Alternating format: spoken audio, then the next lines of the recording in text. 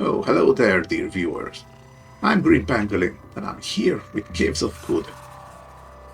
If you never heard of this one, Caves of Good is an open-world roguelike RPG, and it just came out of early access yesterday, the 5th of December.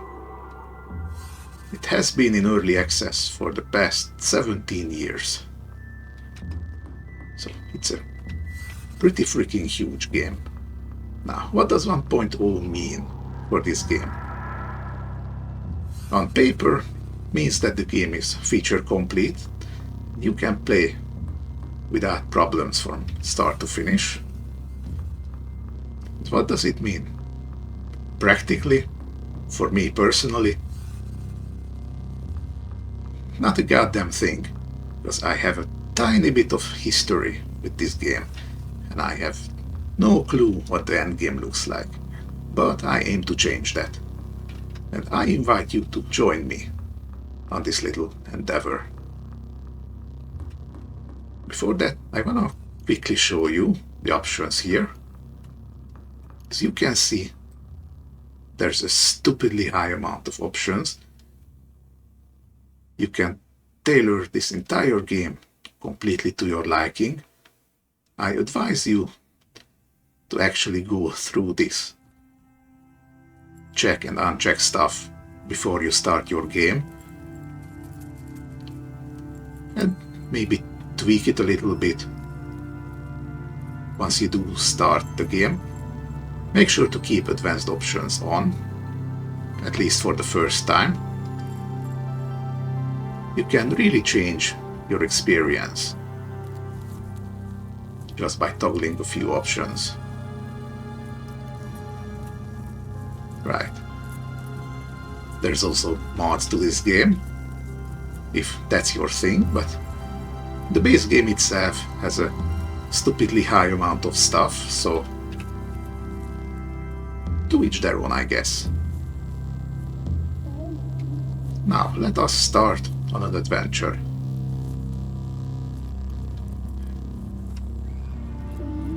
Now here we can choose the game mode.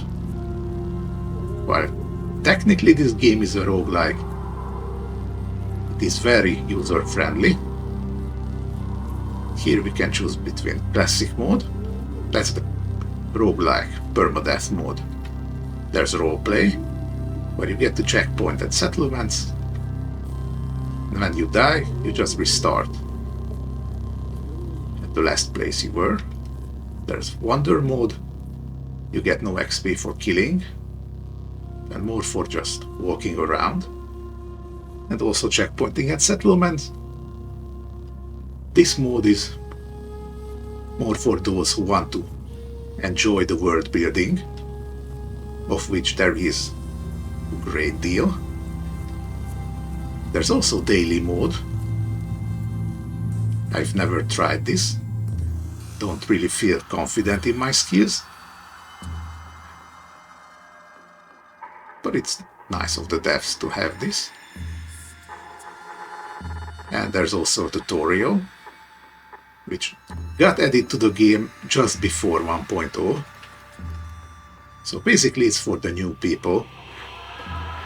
The rest of us already know everything by heart. So I'm going to go with classic, because I enjoy that. Now here we can choose character type. There are some presets. We can make an entirely new one. Roll a random character if you don't feel like fiddling with the options. Once you make a character, you can also save them in your own library, so you can replay the same kind, or replay the last character you played. I'm gonna go with new here. Here we need to choose genotype, mutated human or true kin.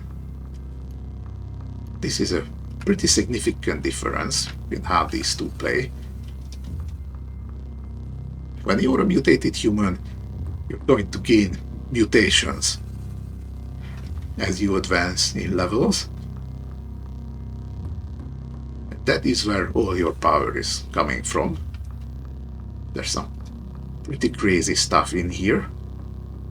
But you start with very low reputation with the Templar, so they're going to try to kill you on sight. That is not a fun experience. Now, if you're a true kin, you gain access to cybernetics, but the problem is that the cybernetics are going to be your main source of power, and you have to go look for them. And because the entire game is procedurally generated, you might not find exactly what you're looking for. So playing with true kin, my experience, kind of forces you to play more cautiously in the early game. And once you have a couple of good cybernetics, you can really power spike. Let's go with mutated human for now. Here we choose our calling. This is basically the class system of good. Each of these start with some extra attribute points and certain skill trees unlocked.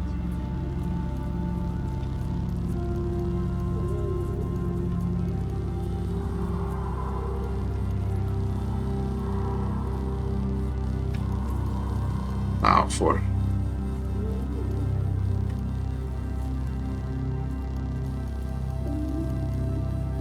I always get stuck on this. Do forgive me.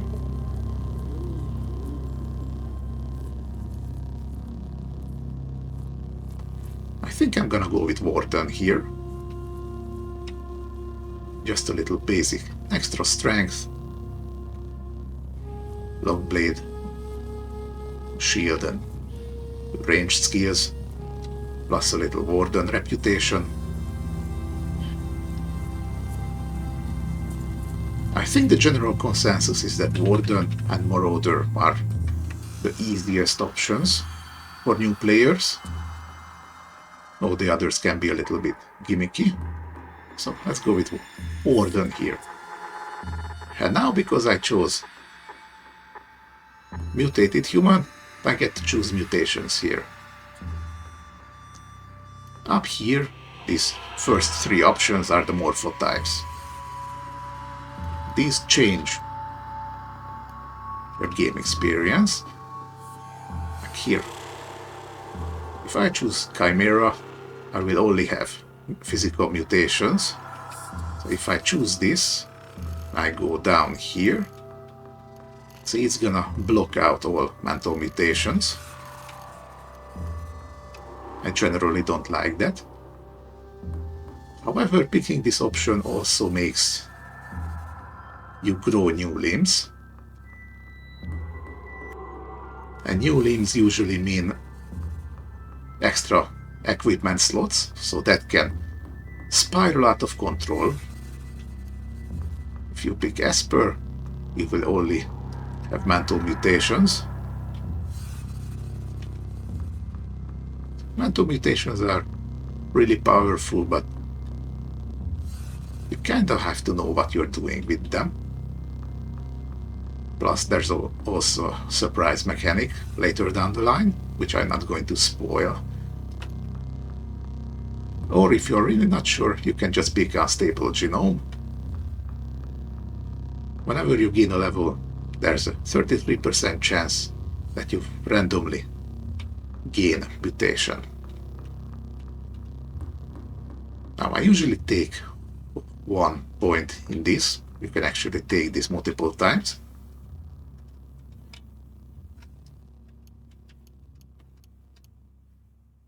Usually when I have points left, I don't know what to do with them, I just toss them into Unstable Genome and let the game surprise me. Now, I don't think I'm gonna go through all of these mutations one by one. So that would literally take me at least half an hour. So I'm just gonna grab a couple of things here and show you.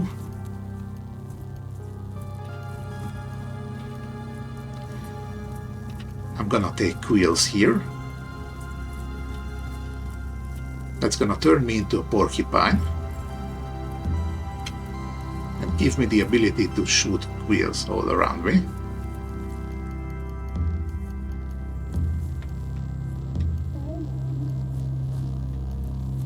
Then I'm gonna pick two-headed. Having more than one head is very much a good idea to have, since this game has dismemberment as a mechanic. Then if you lose your head, you die instantly, unless you have multiple.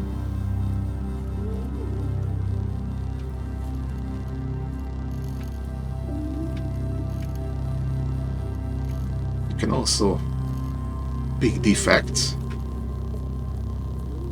that give you certain negative traits in exchange for more points to spend for mutations. Generally don't like playing with any of these.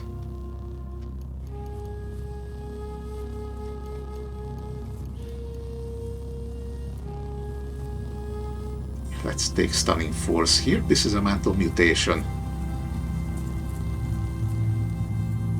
Basically, summon a concussive blast, throw enemies, stun them. The way I like to use this is to aim behind the enemy and toss them towards me. That's a pretty fun way of isolating enemies. And actually, speaking of isolating enemies, I'm gonna pick Force Wall here. You can just put up a wall of force that blocks enemies and their projectiles, but you can shoot through it. So if I were to use Stunning Force, scatter the enemies a bit, I can trap the closer ones with Force Wall. And already this looks like a okay build.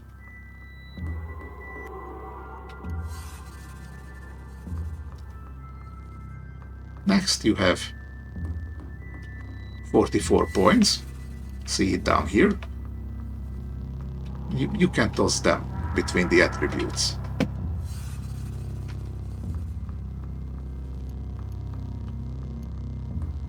These attributes mostly followed D&D logic, so as you put more and more points into them,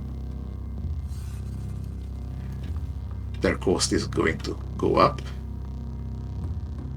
And you see these -3, -2 in the brackets down here. Those are the modifiers. Generally, you don't want to have negative modifiers. Toughness is the hit point. I usually like bumping these up. It's literally early game survivability. Now, intelligence gives you more skill points.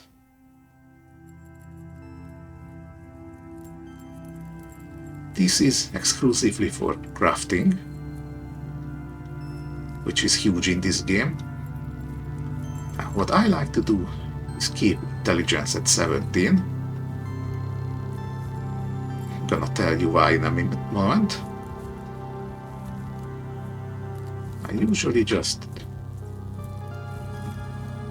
put all my abilities at 16, just so there's no negative modifier, and then go from there. You can see, because I chose the Warden Calling, I start with a +2 in strength. So I'm just gonna bump all my remaining points into strength.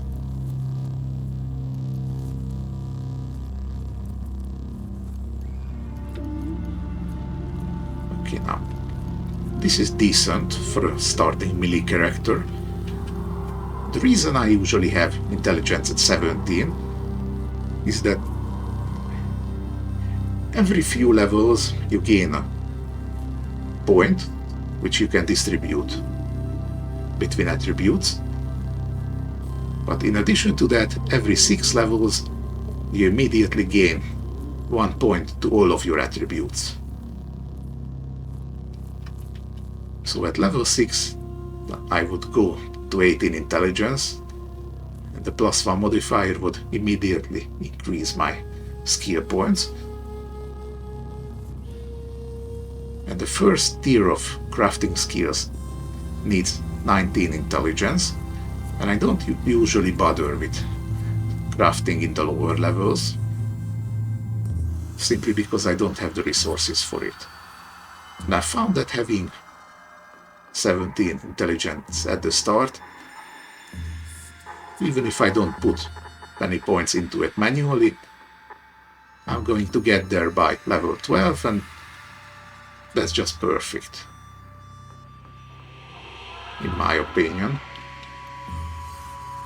Okay, next, this screen shows you the summary of character you build. From here you can choose to save this to the library in case the RNG screws you and you want to try again, or export it to show it off to others. Okay, next you pick a name. If you don't do anything, it will randomly generate a name for you. And now you get to choose your starting location. Here's Joppa. This is the recommended place for new players. And I usually pick this anyway because it is a pretty well crafted starting place. It has a little bit of everything you're going to need. But you have the option of making a random generated town in one of these other biomes. You can see these random villages have their own special skill that they can teach you, give you a bit of extra random reputation, sometimes a starting item.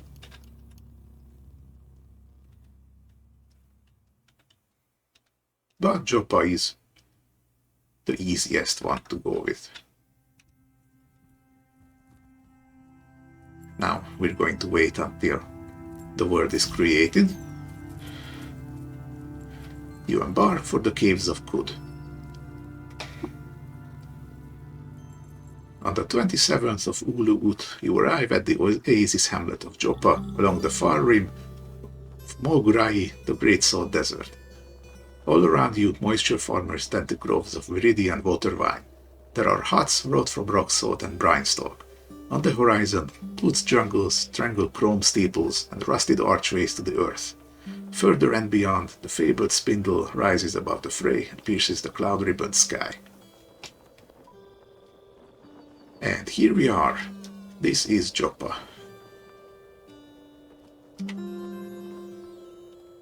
This little folk right here is us. Our name is Nikat.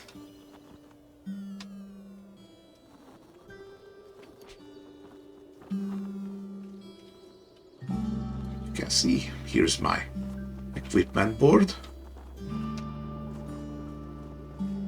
Currently I'm wearing quills.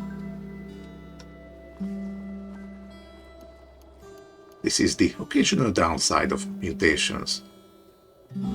As you see, my quills are permanently occupying my body slot, so I will never be able to wear body armor.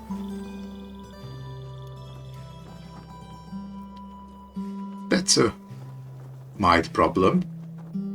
Armor can be pretty heavily modded, so I'm going to lose a few of those, but in exchange, because I have 2 heads, you see I have 2 head slots and 2 face slots. So I lose 1 item and gain 2 more. It's back arm, it's for bracelets and such. Hand is where your weapons go. Gloves. Thrown weapon is mainly grenades in this game, but technically you can throw anything. Missile weapons. Yeah. Now here you see this little green asterisk down here that says left hand. That shows that it's your primary limb. If I go to, let's say, my right hand here, you see down there it says press insert to set primary limb. I can change it, so now I'm right-handed. And this is important because you always hit with your primary limb, and all the others have a low chance of hitting. See, I have a torch in my hand. I would always try to attack with that, and I have a 15% chance to attack with my sword. So let's just set this back here. Of course, I start with some goat jerky. You need to eat and drink in this game. It's very important. Start with 12 torches. I will look for an upgrade later. 3 witchwood barks. These are very basic healing potion-like things, but these have a small chance of inflicting confusion. So really, these are emergency supplies. And here are water containers. Liquid water is both needed for survival, so you can set the level of thirst in the options, but you will automatically drink from your water containers. But water is also currency, and as you can see, it's pretty heavy, so you're not going to be walking around with all your water. That's one thing to keep in mind. I also start with the buckler because I'm a warden. So if I block, that gives +2 armor.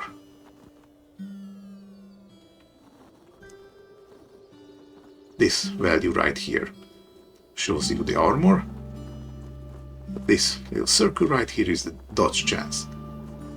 So I actually have a reduced dodge chance because of the buckler. Okay, and here we are. You can press L to go into look mode, and you can look around,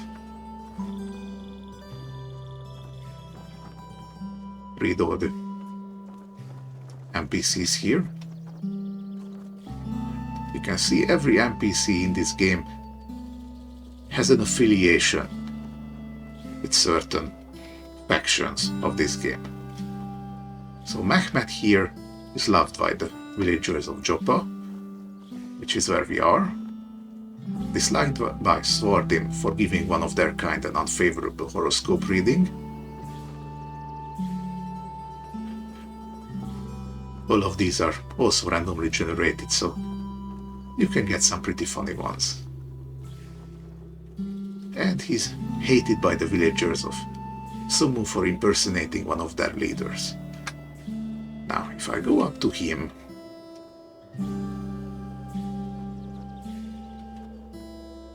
you press space on the keyboard, which is the all-purpose use button, or you press C, which is default for talking, and then push the direction where he is.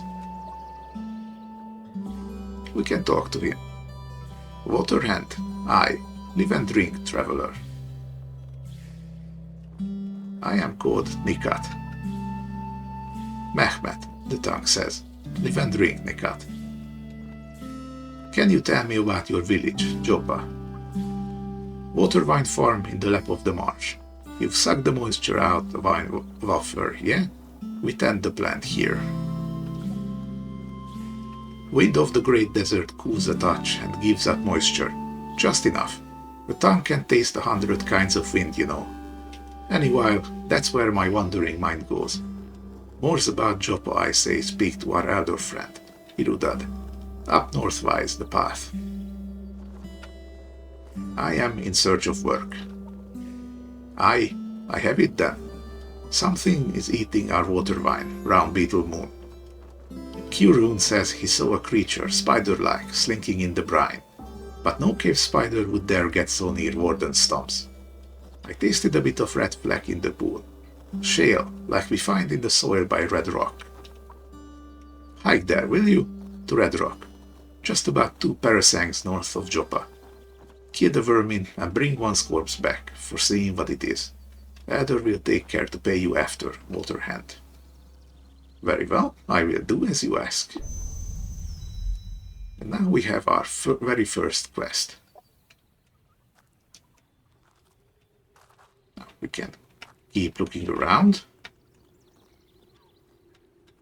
Wanna talk to this guy real quick. He's a mechanimist convert. Wanderer, do you venture northwise into the great desert and nearer the 6-day stilt? The 6-day stilt is a pretty important landmark. We're going to be going there many times. What is the 6-day stilt? Ah, the great mechanimist temple of glass, the sacred offering well, and history in stone relief. Peopled by the Argent Fathers in statue and light sculpture, and circled by the Grand Bazaar. I hear there are more people there than numbers in the void, and their chatter makes a sound wholly raw and new to the world. Will you go there and take my bauble? Will you offer it at the well, where I cannot? Why can you not go? Friend, I would be a smoldering heap, cooked to death by the ray of a dawn glider. I would be a slug-riddled corpse by the rifles of the Isakari. There is no kindness in the great desert, a little more in the canyons. I cannot go and live. In that case, I will make the journey. Moon and sun, friend, you have my deep and many-sided thanks. Here, take the trinket now, and if you are to ever return, let us visit again. Live and drink. Live and drink. I received an odd trinket and a quest to visit the 6-day stilt. Now, I specifically talked to this guy because, like I said, every creature in this game belongs to a faction, and every faction has their relations with every other faction. So even as you're moving around, you can see creatures attacking each other independently of you. And this guy in particular, it's a nasty habit of being on bad terms with the villagers of Joppa. So I've had many a game where they just randomly attack him and kill him, in which case you're not getting the quest from him, and that quest gives you 1000 XP, so I'm gonna pick that quest up. He doesn't need to be alive for the rest of it.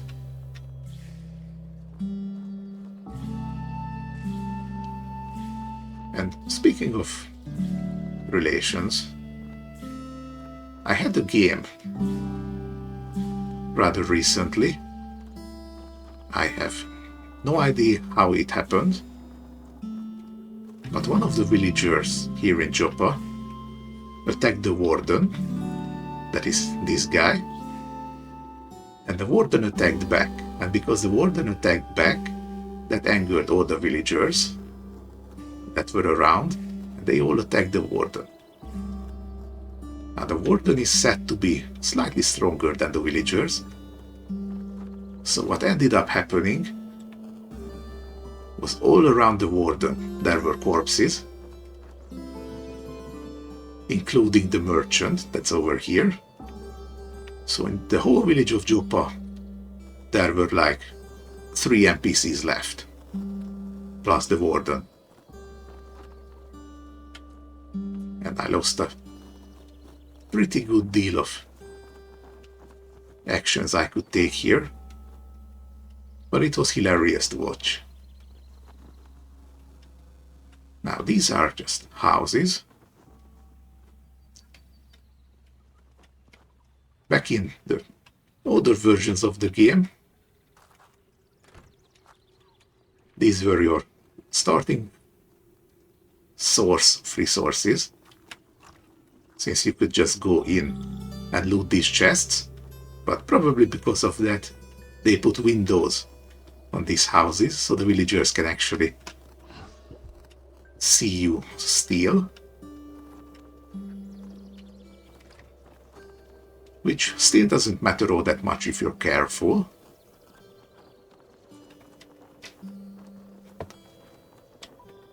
Now you see here at the right side, this is the minimap of the place. And this is a list of all the nearby objects. I think this is off by default. You have to turn it on in the options. I like knowing what's immediately around me.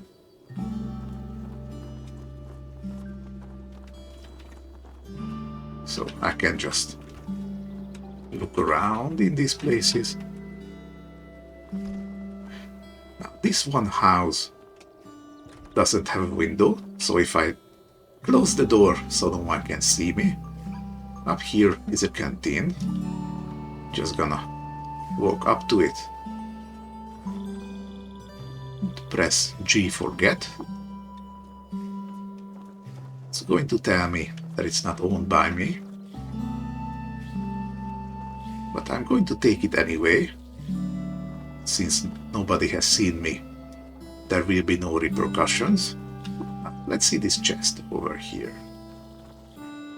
Here's Dolver skull. It's a helmet. Let's equip it. I have 2 heads, so I'm going to need 2 helmets anyway. Here's a copper nugget. You see, this copper nugget weighs 1 pound, and it's always worth 10. So, even though water is currency, this is how you keep your value in this game. You turn it into smaller items that are worth more. There's gonna be silvers and golds later on. See, because no one saw me took stuff. They don't know. By the way, if you press Alt, it highlights all the interactable stuff for you. 3 means that they are friendly NPCs.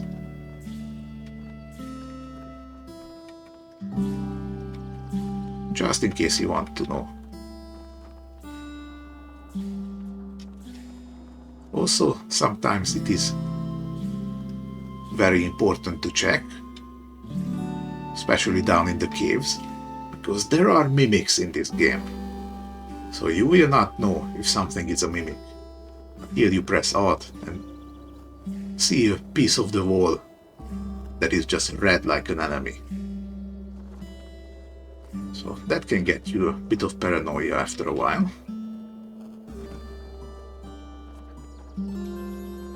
Okay, here's a glass bottle with sap. Don't really need that.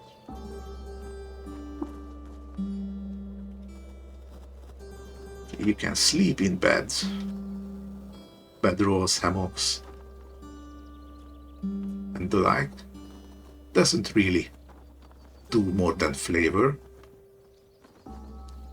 Plus it's going to be useful for the 6-day stilt. Here you see, down to the left there's a painted chair. Certain items have paintings or engravings on them. For that, I'm gonna go into look mode. Just look at them. So this is painted with a scene from the life of the ancient Sultan, Arthur II. There are some sultans in this game, and you're going to find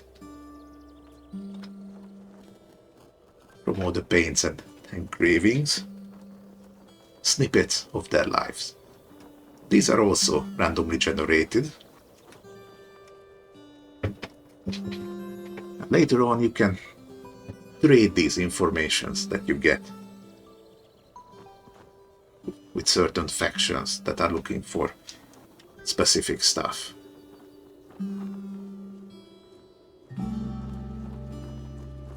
So for this one, at the Battle of Harkham Rectangle, Arthur II fought to liberate mysterious strangers. She wielded a luminous hammer with such artfulness that it became forever known as the luminous jewel, the gift of mysterious strangers. Okay, see, you note this piece of information in your journal.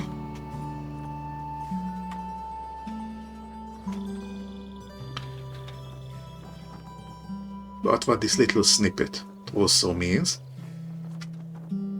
is that this luminous jewel, the gift of mysterious strangers, is a hammer that actually exists in this game. So as you are going on, eventually we can actually find it and wield it. It's out somewhere in the world.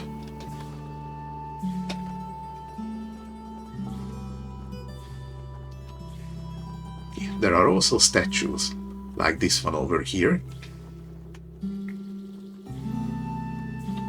And these also tell stories of sultans. This is a shrine to Reshef, the last sultan. In 3 AR, Reshef cleansed the marshlands of the plagues of the gyre and taught Abram to sow water wine along its fertile tracks.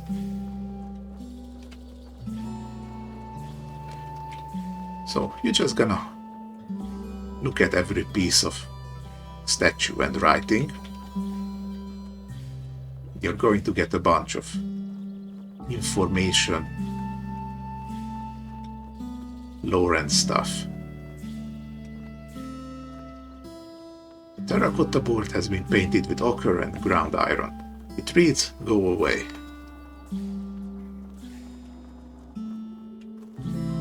Now, this guy over here, he's Argive. He's the resident tinker and giver of some quests. Exceeding mass thresholds, perhaps a ganglionic teleprojector fitted with suspensors. Oh, I didn't notice you there. That's because I was ignoring you. Waste heat from the thermal cask or centrifugal extraction to the P density of sun slag. Unexpected deviation from the clamp constant. Must you bother me? What are you, some sort of water freak? Foundrenite pilgrim? Arconaut? Make yourself useful and fetch me a knick-knack from one of the caves then. I may reward you. Okay, where can I find a cave? There are caves everywhere, you dolt. Scoop the surface of the marsh, or head on east to the rust wells, or wander into the desert for all I care. I will return with your knick-knack. So now I have a quest to fetch a knick-knack, which I already completed because I have one. I suppose it's this odd trinket that I got. So these knick-knacks are basically technological items. Now, everything that you don't know is going to be classified as a trinket or an artifact. And to know what it is, you have to examine it. And the chance of success is dependent on your intelligence. And I just broke it. So this is one of the things that can happen. So I failed to identify this thing, and I also broke it. But now I can't identify it further. I can't pay someone to repair it. Like him. you don't see the option here anywhere, but if you're in a conversation and you press tab,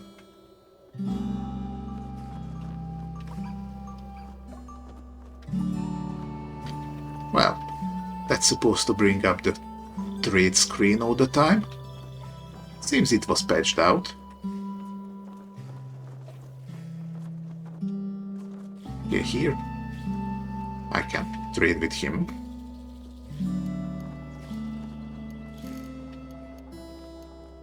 Okay, maybe it's just archive.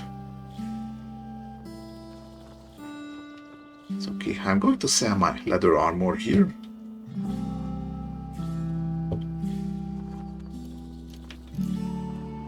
You see here is all the tradable items value in drams of water. Since I'm here, gonna take all your wine wafer. And now, when it's about to equalize the two sides, it always rounds down.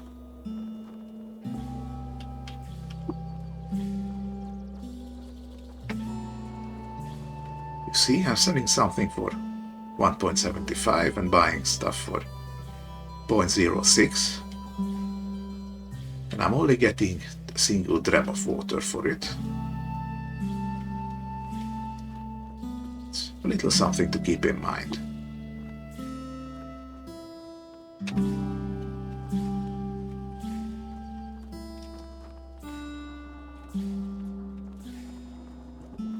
Alright, now let's go to this side of the village. And here's your best friend, the Dromad merchant. Human, we are greeted. What do you desire? What kind of creature are you? I am Dromad, human friend. Some say sword strider. Do you know this? I do not. My people have walked the sword for thousands of years, meeting every creature that lives and thinks. From Pale Sea to the marsh of Joppa, and under the hanging hills, our chests are drawn.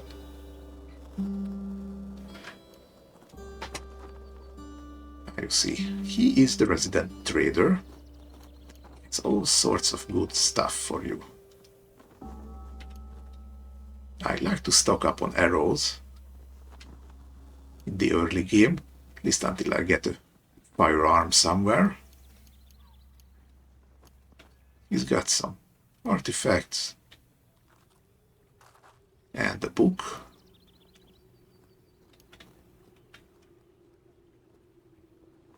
Every book that has its title in gold is an actual real book. We're going to find an awful lot of books that are just white titled.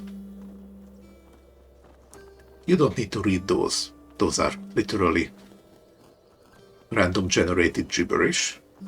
You're not learning anything from those.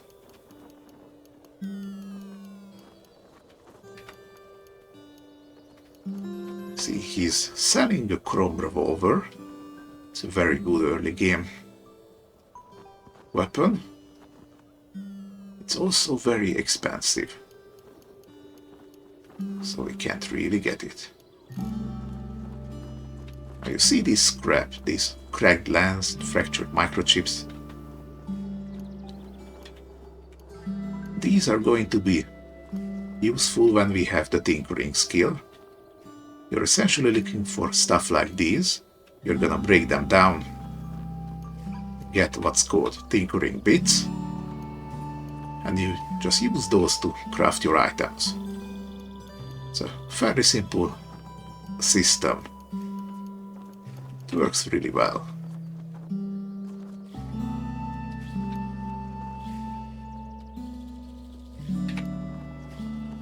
Now I'm actually gonna give him the gold nugget. Copper, sorry. I'm gonna get 6 drams of water for it.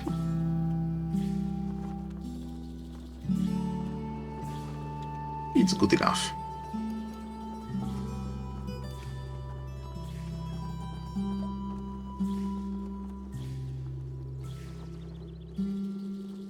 Okay, now I didn't talk about this.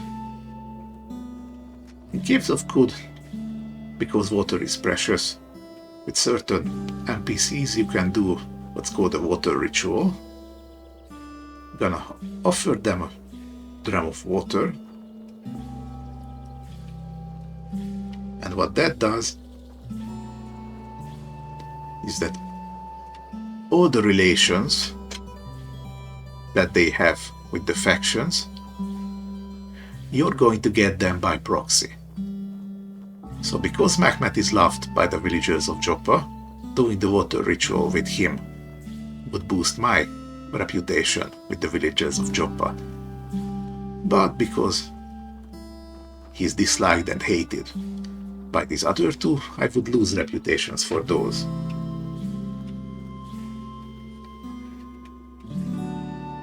So it's kind of important to see what exactly you're agreeing to when you do these rituals.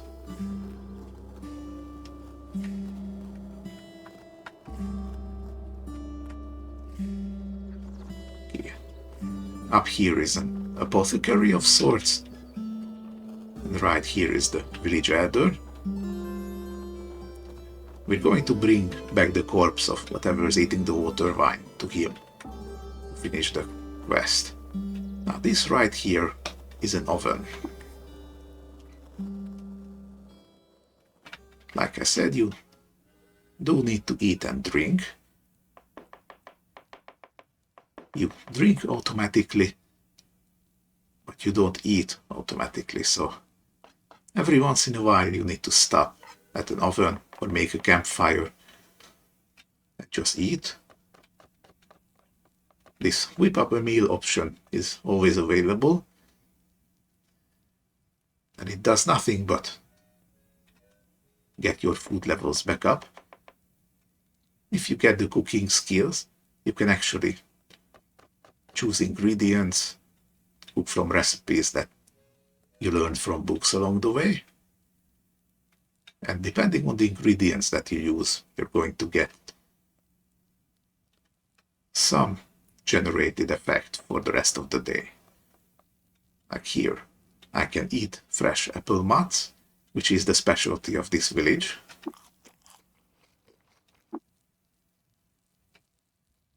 And by eating it, I'm going to thirst at half rate and gain extra natural healing rate for the rest of the day. So if you can do it, I say always try to make a filling meal. Now down here you can see that the active effects we're metabolizing, so we're going to have this effect. Now I'm moving up here a little because here's another statue. Shrine to Kurara, the perpetual heir of highly anthropic beings.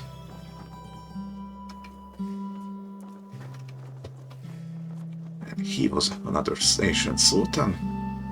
While traveling through Darvakish Castle, Kurarat stopped at a market in the shrine at Karchavu. At an obscure shop, she purchased a glittering mask and named it Glittering Kurarat Boon. Then she went to a nearby tavern and lost it to a local pickpocket. She cursed the tavern and left the shrine at Karchavu.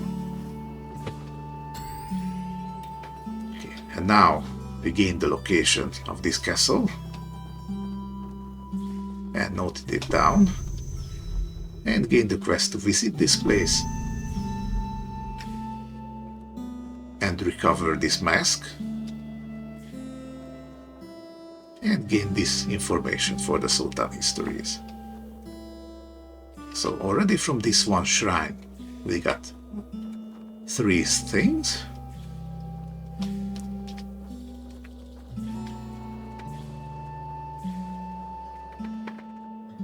And if I press minus on the numpad or use this button to go up, From the surface, this pulls you up into the world map.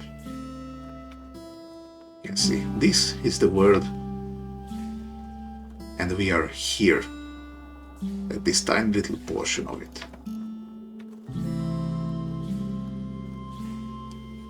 Now the quest we had said to travel to Red Rock, which is right up here.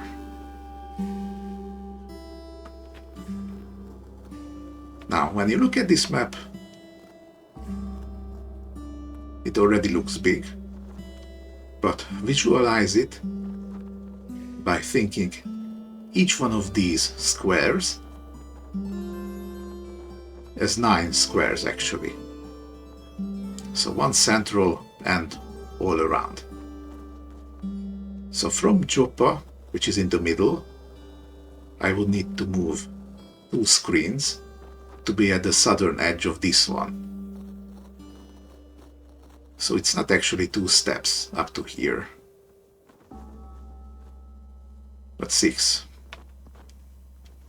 Just saying it so you can get a bit of sense of scale. So we're gonna go to Red Rock next time. Gonna try to keep these videos shorter, because I really don't have a good sense of timing. Okay, until the next one. Goodbye folks, live and drink.